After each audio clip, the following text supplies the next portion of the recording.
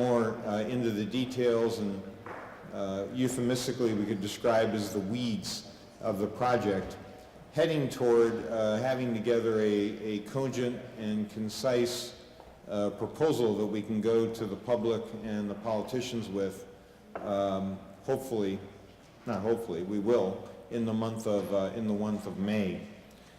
So let's proceed with our committee reports, if we may. Moo and Tim, are you going to do it together, or are you going to do it separately? It's a great partnership here.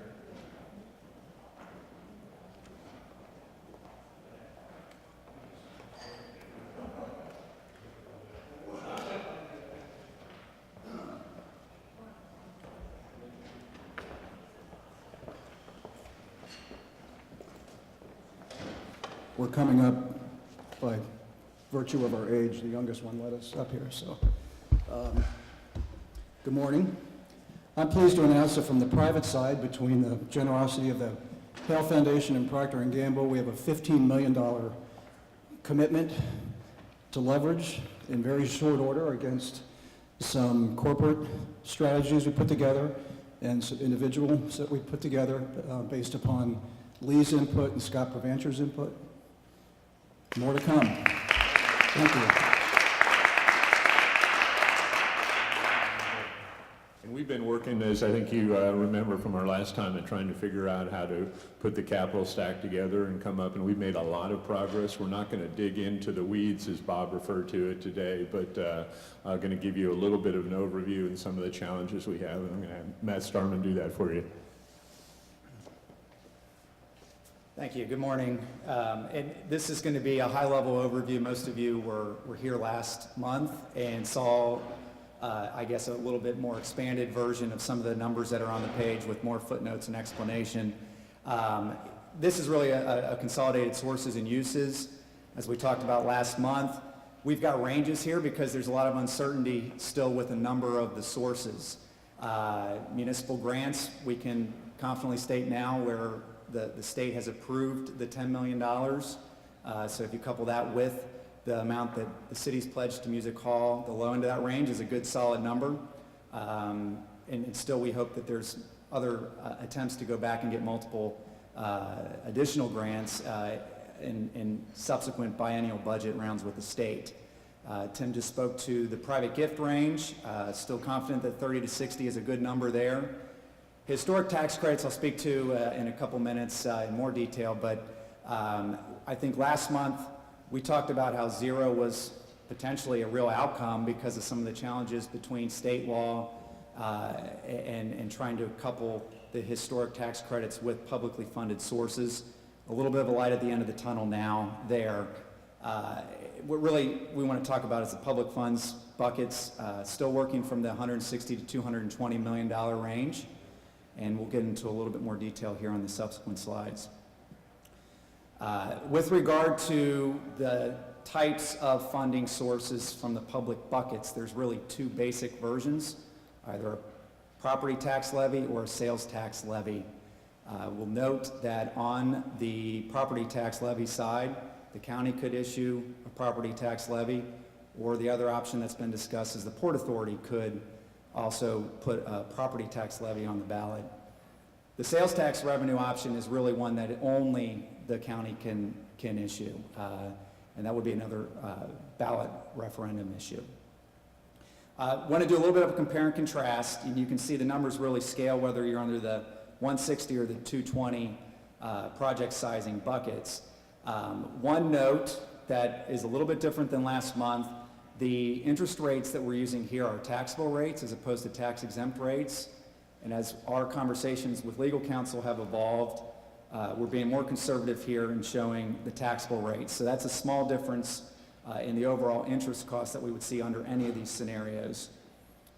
In essence, the other real, I guess, refinement that we've made over the last month was on the sales tax model. And we talked last month about how sales tax bond issues have debt service coverage.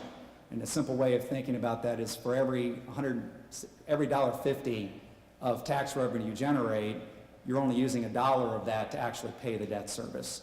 So what we've done is refine the model to assume that we're going to use what we're calling those net sales tax receipts for the benefit of the project. And in the context here, we're essentially amassing a bucket of those net sales tax receipts, and then in parenthetical under the sales tax columns here where the term is listed, the bond term as an example with the 160 option would be for 6 years, but after 4 years we would have amassed enough sales tax receipts to defease the bonds, and essentially think of it as we could turn the spigot off on the sales tax revenues at the point in time in those parentheticals.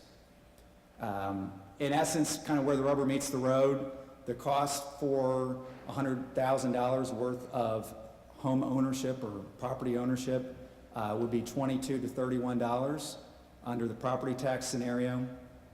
And essentially in an apples to oranges, you know, the sales tax revenue has to generate a lot more revenue because you can only go in quarter increments. So you're going to have $35 million worth of revenue under the sales tax, and you get the ability to pay it down quicker. One question that was brought up last month was, where does Hamilton County rank in the state on a sales tax basis? And this graphic here shows pretty clearly where the sales tax distribution is throughout the state. There are only 4 counties in the state of Ohio that have a lower sales tax rate than Hamilton County, and Hamilton County has 17 other peer counties at 6.75% today.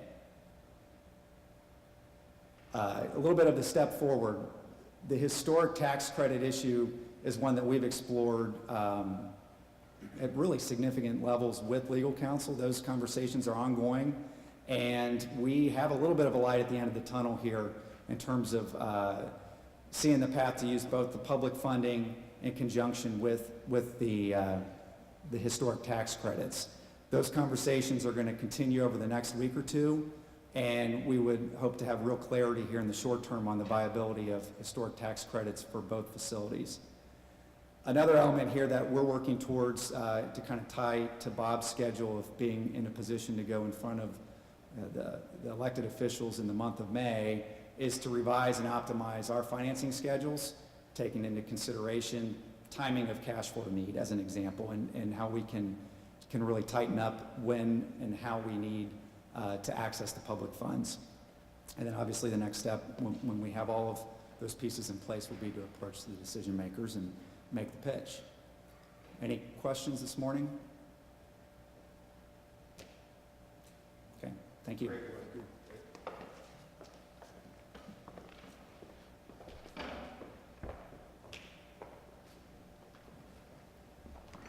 Matt gave and Moo and Tim gave a really high-level view, but there was a lot of work involved in coming to this point of view, and I'd like to thank everybody who's participated in it. Coming up with that algorithm of how all this financing will fit together is really the work that we need to do between now and May. So this is very important work. Next committee report is marketing and outreach. I didn't see Mabe. Is Mabe? Or Mabe's not here. Okay, thank you.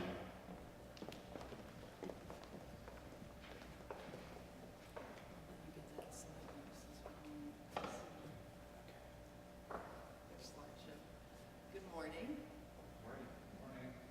So yes, we've been hard at work since we were all last together, trying to, this is Scott and I, 2 Mac users, trying to get a PC to go into slideshow view. So if the rest of the world can come up and help us figure that out, that would be good.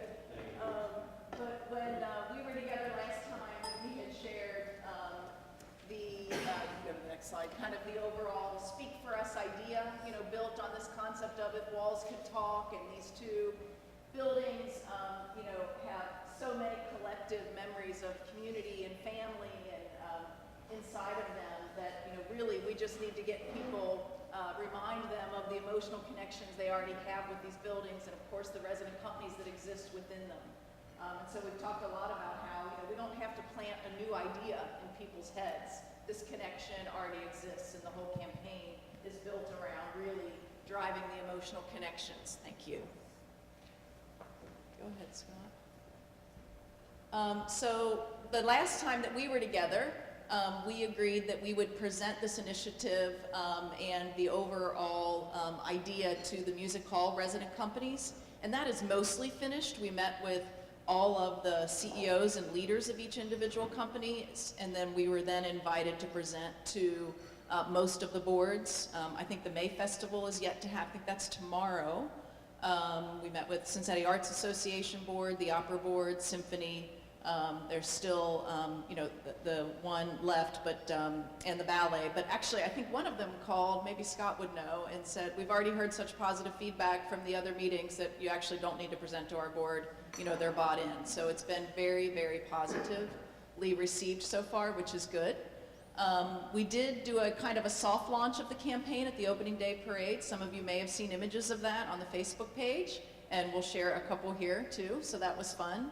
We did launch the Facebook page. Scott will give a little bit of an update about that, as well as launch the SaveOurIcons.org site as well. We wanted to share this with Tim. Tim couldn't be at the last meeting because he was in Asia. So we met with him last Friday, and he is supportive of the effort and the idea. And then we've been working hard to develop preliminary plans and costs against all phases, of the effort. And that was shared in a preliminary basis yesterday and needs to be, socialized as well. So Scott, you want to talk a little bit about? Yeah, so here's just some images from opening day. We created a really nice exhibit that strolled through the streets of Cincinnati. Got a lot of nice positive feedback from the people who were along the streets. A lot of questions, which was good because that's what we wanted to do. So thanks for our partners here at the Museum Center. Those are all the people who put on the T-shirts and put on the costumes and walked through the streets. So it was a great day. Again, just some more images as well. Yeah.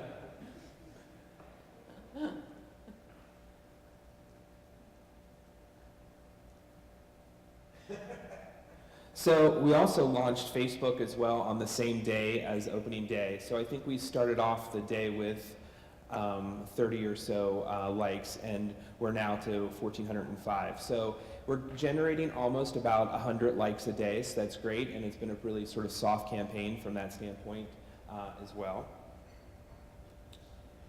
The other things that we've done is MABI has met with some other grassroots campaign organizers to gather as many insights as we can. We started to develop a digital strategy. We'll walk you through that, at least in broad strokes.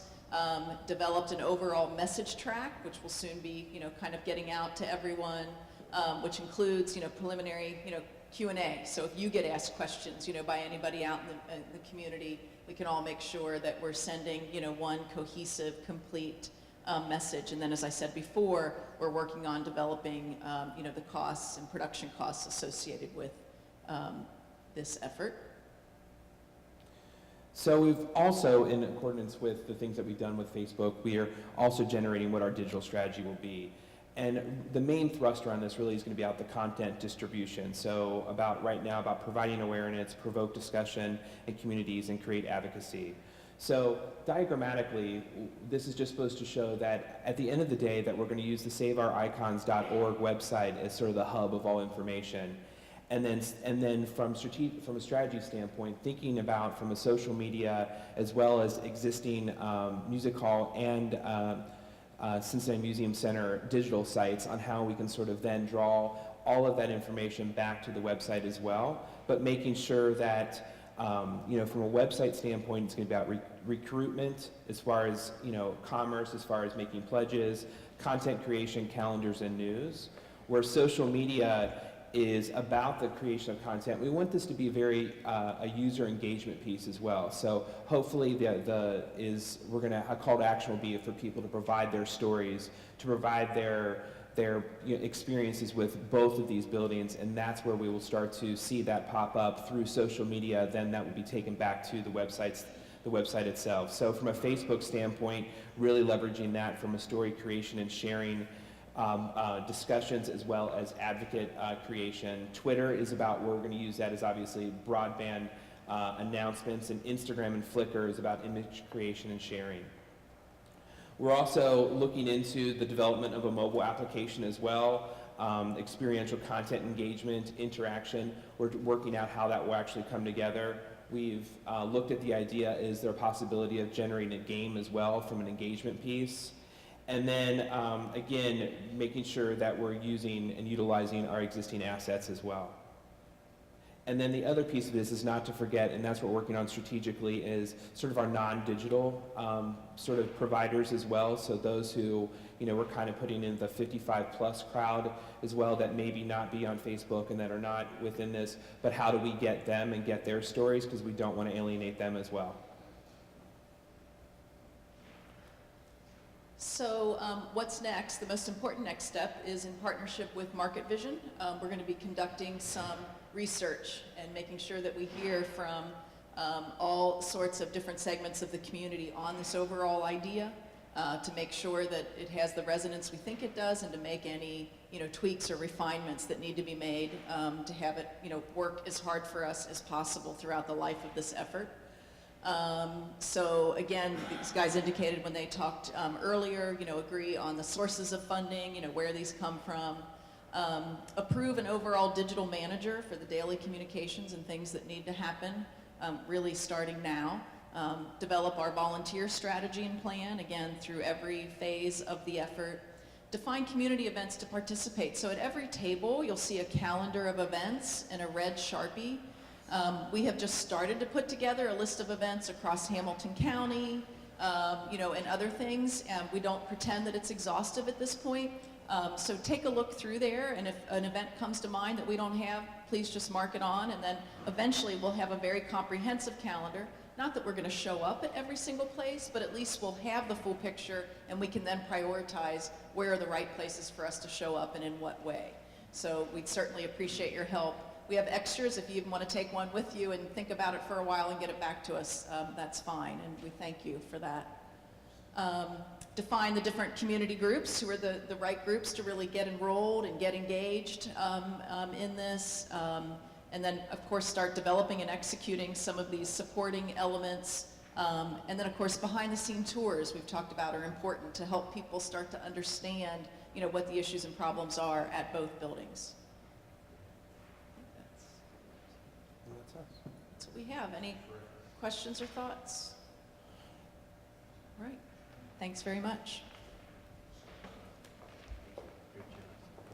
If anybody wants to volunteer to wear one of those sponge outfits or whatever at the next Reds game, I'm sure we can accommodate, right, Mary? Yes. Yeah, sure. I failed to mention there's a sheet on your table to sign up for attendance so that we can take attendance. Also, the calendar, as Mary said, is on your table. And those of you who used files, please send them to Doug. Who we send them to? Because we're going to create a summary of the meeting. Send them to Doug, and then we'll aggregate the files, create a summary, and send that back out to you. Our next topic is Value Engineering Committee. Wick, I don't think we've done any, we don't need to do anything more, right? Well, You have a report? I'll just be very brief, but sure. I'd like to be able to put up a lot of slides.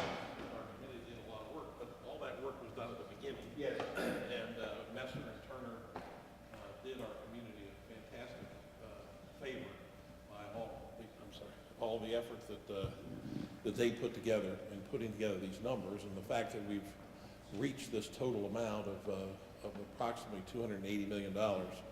With $100 million to Music Hall and $180 million here. I think we have decided that tweaking that any farther at this point in time makes no sense. Now, we will be able to do some value engineering work during the design development phase. So Keith Oliver and I, Kroger, were talking about that this morning, that there's opportunity here still to reduce these numbers or improve the end result, but until we get somebody hired to do the design engineering and a contractor on board to spend any more time on this and trying to cut out some more money, we don't think is effective at this point. So our committee is standing ready to take the next step. Any other committee people have any other comments?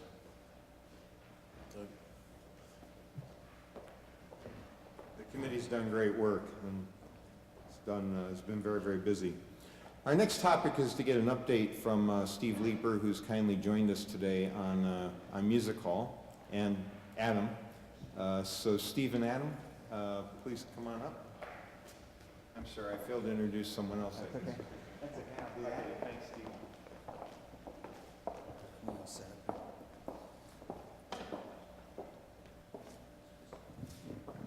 I'll go ahead and get started while we get this moving along on the technology side here. But my colleagues, Jeff Martin, Landfield, Adam Gelter, we've been working with Music Hall Revitalization Corporation to try to define what we think ultimately is going to be the scope of the improvements to Music Hall. And then once we've defined that scope or program, if you will, go through the effort of pricing. Now, the last time we came, we went through an unwieldy sort of presentation, and the reason it's unwieldy is because what we're attempting to do was take the original scope of $165 million that was proposed at one point in time for Music Hall, and then try to match it up with the then revised scope of $95 million. And what we realized, that even after the meeting that we had last time that we presented, it came clear to us that just was not going to work. What we wanted to do was step back and say, what is it that we want to do with this building? It doesn't really matter what was proposed before and what we're proposing now, because we are proposing neither of those two. We're doing something in between because of the desire from everybody involved to probably add some things back from the $95 million proposal. So we now have worked with GBBN, who's done a great job working with our staff, as well as some of the other consultants involved, and we have come up with what we think is an approach that's going to allow us to come back to this committee, to Music Hall Revitalization, to the elected officials, to all the residents groups, and come back with what we think is a spectacular scope. We're feeling better and better about it each and every day, that we are going to have really a renovation that we could all be proud of, and within a budget that we can all live with. So I'm going to go ahead and ask my colleague Adam Gelter, and my colleagues will also join in as we go through this, and just give you a sense of where we are and how we got there. Sure. As Steve mentioned, we essentially, rather than, we were confusing a lot of issues by comparing the 165 million, the 95 million. And so what we did is we sort of worked with GBN and started and said, okay, what do we have, and compared everything to the current. And so we put together a conceptual plan, if you will, a sort of scope drawing that said, here's everything that we feel we need to do from what there is today to get to the project that we want, we all want to see, based on feedback from the resident companies and others, and taking in mind what the work that had been done in those two different scopes, but really took it and compared it to the current conditions. We've then gone ahead and presented that to the leadership of the Music Hall Revitalization Corp and the Music Hall resident companies, Cincinnati Arts Association, and we got some feedback, and there's some things that we definitely missed, but I would say 95% of the things that we proposed, we got buy-in from those groups, and there's a couple things that we're continuing to look at with GBBN and the companies to try to make sure we get the final scope and program correct.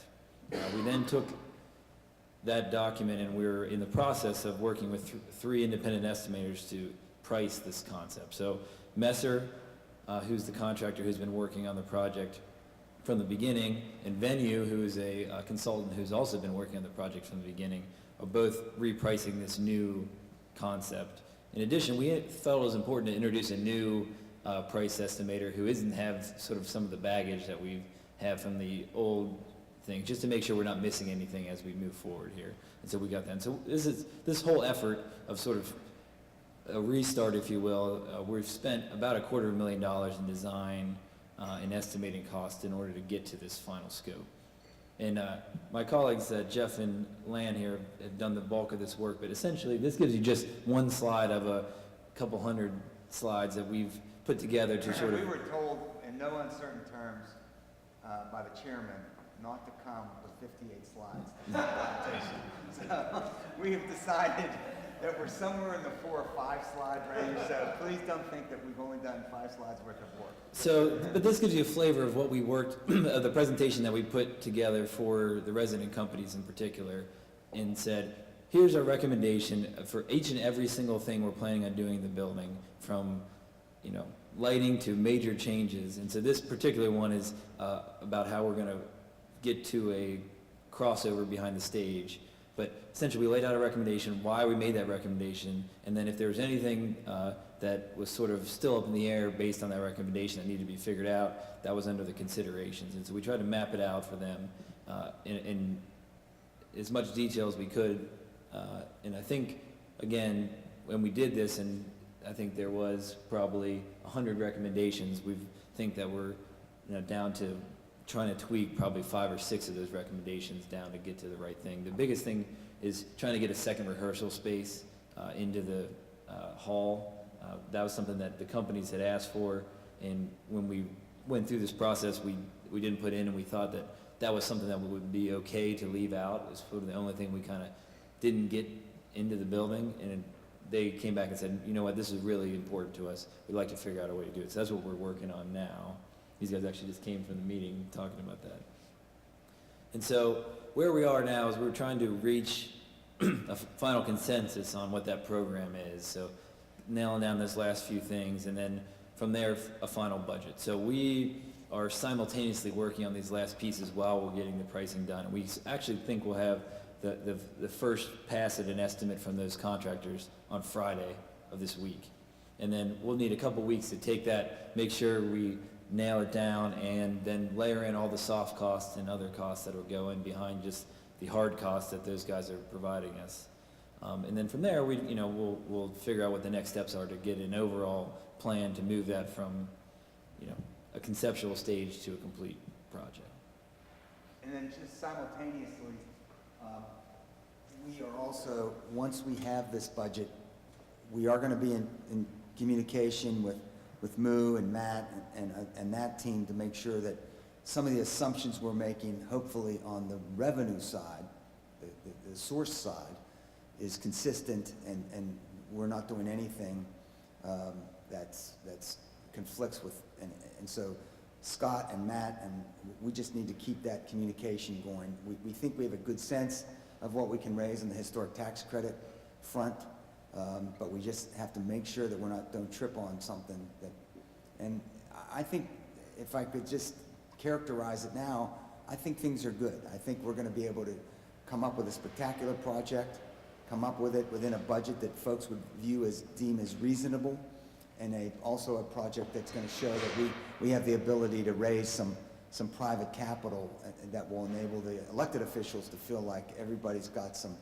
skin in this game. So stay tuned, and I think the next time we might see you, we may have this thing developed to a point that people hopefully will be excited as we are. Thank you. Thank you.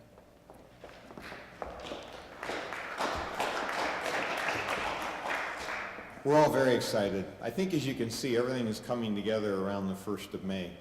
And I've met with a number of groups already that we've requested private gifts from.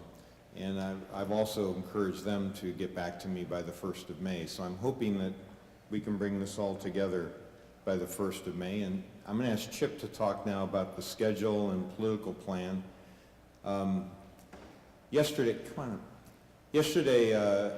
County Commissioner Greg Hartman was interviewed on the radio, and actually ended up where I wanted him to end up in the interview, which was he concluded that this is something that needs to be taken to the voters. And that's all we can ask. We'll do the best work we can, we'll put together the best plan we can, and then for heaven's sake, let's let the people of the county decide on it. Chip? Thanks, Bob. Last week, we had a meeting, and I think Scott Farmer posed the appropriate question and framed it right, that we're not asking any elected official to raise anybody's taxes. We're just asking them to put the issue before the people and let the people of Hamilton County decide. And I think that's the message that we need to all carry forward, is that that even though this is a significant issue that has to be dealt with, we're not asking any of these people to really step out beyond doing what their sworn duty is, and to address these large public sector issues and allow the people of Hamilton County to make a decision. I don't have a lot more to talk about than we did last month. I can tell you that tomorrow we are meeting with representatives from the city of Cincinnati to talk about their commitment to this. Next week we are meeting with lawyers from Dinsmore and Shoal, the county, Ross Sinclair. You know, I want to thank these guys, Moo, you and your team. These guys have done an incredible amount of work to date. And you've seen the slides that have come up and all of the people from Ross Sinclair that have been at these meetings. But they have done high level, high value work to put us into a position where we can finance this project. So I just want to thank Moo and Alex and all you guys. So we're meeting next Tuesday. We've talked about the ownership issue. We've talked about the tax credit issue. And we're meeting with the lawyers. Adam Gelter is going to be there as well from 3CDC, so that Music Hall can be fairly represented and weigh in on this discussion. But we want to talk with the county next week to present this concept of moving forward on tax credits so that they understand early on what we're talking about, so that we don't put something on them in July or August that is a surprise and we have to deal with those issues. The time frame is still pretty much the same. You know, I want to thank Tim and Bob. I mean, today we've got, what, $35 million pledged, right? So 10 from the state, 10 from the city, and 15 so far from private sector sources. And I think even though we've been working on this a lot, we're still pretty early in the process in terms of rolling this out to the public about their philanthropic support and ultimately their votes. So $35 million is a great start. We have, Ann Sessler and I have met with 3 potential campaign management firms. We have outlined the scope of the project as we see it.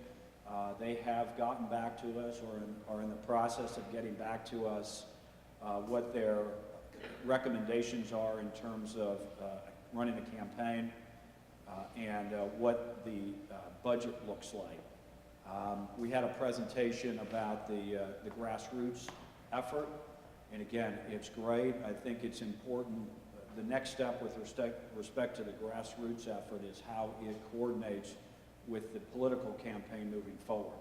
So as we talk about the cost of that effort, we're going to need to do that with respect to the cost of the political effort as well, and make sure it dovetails moving forward into a political campaign. We have up there a new, in May, polling. It probably makes sense for us to conduct polling. We had a poll done in December of 2012 that talked to the popularity of these 2 facilities and the potential support by the taxpayers of Hamilton County for supporting them through a tax levy. I think that we only raised the issue of a property tax in that poll. I don't have the poll. I think that was it. So, what's that? Do we do sales tax too? Okay. Yeah, it had both. Okay, and both were supported by the taxpayers. But as we've talked before, we're contemplating 2 funding sources, 3 iterations though. We have a commissioner placed property tax. We have a Port Authority placed property tax. We have a commissioner placed sales tax as the options. As you saw on the slide before when Matt was speaking, there are pluses to both the financing costs, the length of the levy and the financing costs favor a sales tax. It also brings in more people from outside of Hamilton County. Some would estimate up to 47% of the sales tax is paid by non-county residents. We do know that 37% of the daily workforce in Hamilton County is from outside the county. That's a fact that the 2010 census has showed us. So there's a lot of evidence that a sales tax is paid for by others. There are some political ramifications to a sales tax. We've talked about that before with respect to the stadia and any residual feeling about those two facilities and you know how people feel about the use of sales tax for those. So we are coming out of next week. I think we will have a good sense of where the city staff is likely going to be in terms of finding a revenue source inside the city's budget. We should have a better sense on the ownership issue and the path forward there with respect to the historic tax credits. And with all of that, and with Bob and Tim and Scott's efforts on the private philanthropy, private and corporate philanthropy, we should have the ability to go back to the commissioners and to the mayor and the other elected officials and talk with them where we are. I suspect sometime in May we'll have that conversation with them. We'll have most of the pieces of this in place by then, and we'll be able to lay in front of them much earlier than they're going to have to make a public decision where we are as a team, what we've been able to accomplish, and what the public funding options are. So that's really sort of a general overview. The one issue I think we're going to have to decide in the next couple of weeks is, do we want to poll? And there's going to be a cost to that.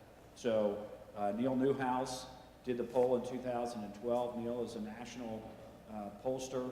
He's polled in Hamilton County for as long as I've been in politics, for 25 or so years. So Neil is very knowledgeable about Hamilton County and has baseline information on this issue anyway. So we should at least talk to Neil. There are others we could talk to as well. But Bob, we're going to have to talk about, you know, if we want to proceed in May, and that'll help us set the plan for the political campaign moving forward. Kathy, please. What did we select? 25 25. for the baseline poll, Okay, 25,000 for a baseline poll. 10 for bushfires as needed. Okay, brush fire is just sort of the status at that time. A baseline poll, you ask a lot of questions in a baseline poll, and that's where you test messages and concepts, and we would ask questions about property tax and the sales tax and the amount. So it's a much more comprehensive poll, and it gives us the baseline from which to work through the campaign. So we'll know where we stand in May, or whenever it is, May of 2014, and work off of that as we go Likely forward. voters also. Yeah. Please? Likely voters. Yeah, so in any event, the polling, I mean, some of you may be getting robocalls now. There are a couple of state House and state Senate campaigns going on right now. I've received some of them myself. And so the way polling's done is there are adults over 18 who are eligible to vote. There are registered voters, and there are likely voters. Really, those are the three broad categories. The least useful poll is adults over 18, because only about half the eligible voters are registered, and then in any given election cycle, you have a different percentage of people that vote, as you all know. And so you want a likely voter, somebody that is likely to go and vote on election day. That's the most accurate poll that you can do. And so it takes more time to qualify each voter. So that's a handful of questions in and of itself to just qualify the person on the phone that he or she is a likely voter. And that's really what we want. Yes, Otto? Jim, what we're hearing here today are components of an overview. We have an advertising campaign /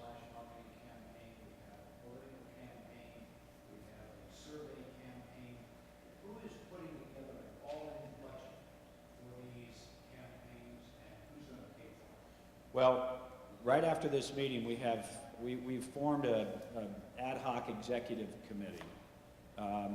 And we will discuss all those issues at that meeting. As Otto points out, I mean, there are a lot of pieces to this, and it's not inexpensive.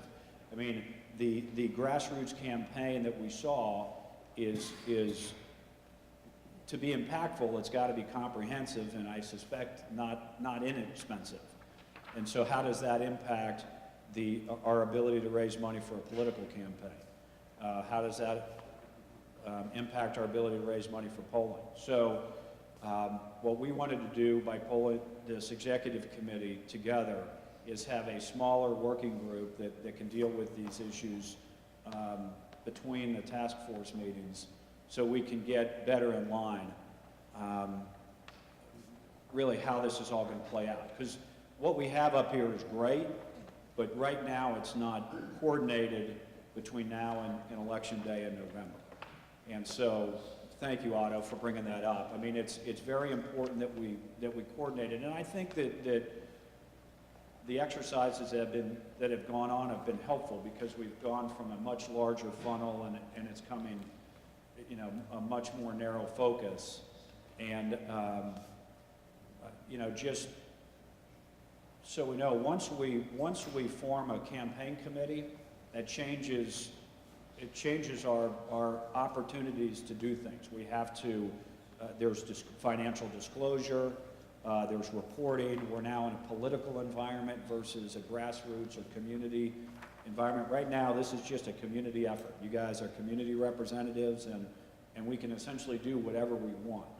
But at some point, we're going to be asking the commissioners to put an issue on the ballot, and at some time around then, we're going to have to form a campaign committee, and then we're out in the public domain. So we all believe we're going to be successful in getting something on the ballot. So everything we do and have done has to lead to the point where we can transition into a political campaign and move it forward to November's election. So I think that, you know, we'll report back out of this executive committee that, you know, the coordination efforts and the funding efforts and how it all dovetails. So, yes, sir. Do we have a sense if there are any individuals or groups that would be in opposition to what we're doing? And if so, do we have a strategy for what I call engaging our enemies? Well, I think we need to assume that there will be opponents to this. I mean, because what we're ultimately going to likely ask for, is a new tax in Hamilton County. You know, we could argue that the tax that paid for the renovation of this facility has gone away. And so in the aggregate, we're not really changing the tax burden with respect to these iconic structures. But some people won't want to listen to this. So yes, we have a plan for that. That'll be part of our political plan. You know, obviously the obvious entity out there that would oppose and has opposed taxes is COAST, the Coalition Opposed to Additional Spending and Taxes. And we have had a lot of conversation around them specifically, and the people and groups that orbit around them, and we'll have an aggressive campaign as it relates to them. And I don't think we can keep everybody quiet, but, you know, through this grassroots effort, if we're able to garner lots of broad support, then we can diminish the impact of that group. I mean, it's not a large group. I know who the people are. Doug knows who the people, anybody who's been involved in any efforts knows who the people are. So we can deal with that. And, you know, with early voting, I mean, we've got tremendous lists in all of the organizations, the Museum Center and its resident organizations and Music Hall. And in my opinion, we should be reaching out to every one of those individuals and to ensure that they vote early.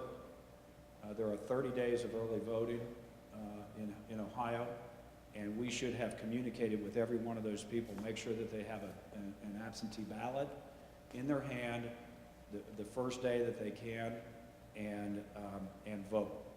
Because if we're able to bank those votes in the 30 days before Election Day, they're not going to be impacted by any media campaign, by any grassroots campaign. So as part of our political effort, a strong emphasis will be on contacting every person that has some kind of connection with all of these organizations. And just think about how many people there are that do. And if we can bank those votes, I think it bodes well for us. So, I mean, we've done that before in other campaigns where we had 200,000, 300,000 votes in the bank before Election Day. It's hard to overcome that. So, anything else? Okay.